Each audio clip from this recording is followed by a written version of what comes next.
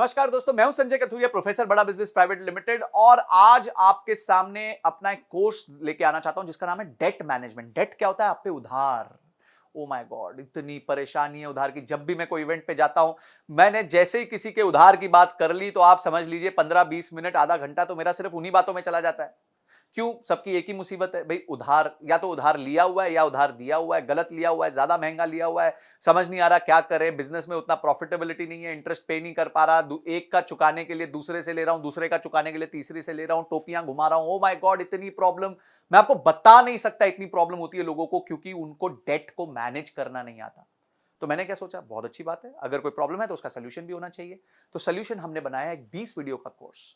बहुत powerful course है, जिसमें हमने बताया कि डेट होता क्या है, डेट लेने के क्या तरीके। देखिए, हमने पूरी साइकिल को समझाया है कि जब आप डेट लेने जाते हैं तो आपको किन चीजों का ध्यान रखना चाहिए। आपको अपने बजट्स बनाने चाहिए, आपको अपने फोरकास्ट्स बनाने चाहिए, आपको गवर्नमेंट की स्कीम्स का फायदा लेना चाहिए। उसके बाद आपको किस तरीके से प्रेजेंट करना चाहिए, कहां आपके चार्टर्ड अकाउंटेंट आपके काम आएंगे, क्या क्या सोर्सेज हैं, क्या इंटरेस्ट रेट होते हैं, कौन सी स्कीम गवर्नमेंट की होती है, क्या चीजें आपको ध्यान रखनी है। और लोन के टाइम डॉक्यूमेंटेशन बहुत इंपॉर्टेंट होती है, क्योंकि लोन लेते वक्त आपका कुछ ना कुछ गिर भी चला जाता है, आपकी कॉर्पोरेट गारंटीज लगती हैं। लोन आने के बाद उसका सैंक्शन लेटर आता है। सैंक्शन लेटर में बहुत सारे टर्म्स होते हैं, टर्मिनोलॉजीज होती हैं, जिसका आपको ध्यान रखना पड़ता है। उसके बाद आपको आपका क्रेडिट स्कोर आप कैसे मैनेज कर सकते हो।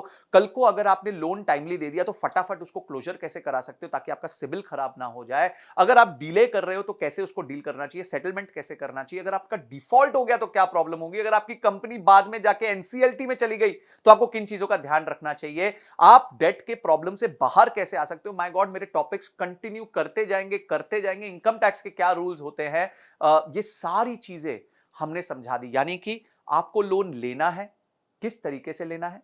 उसके बाद आपको लोन सर्विस करना है, यानी कि जब लोन आप पे चल रहा है तो किस तरीके से अपना रिलेशनशिप बना के उसको सर्विस करते रहना है।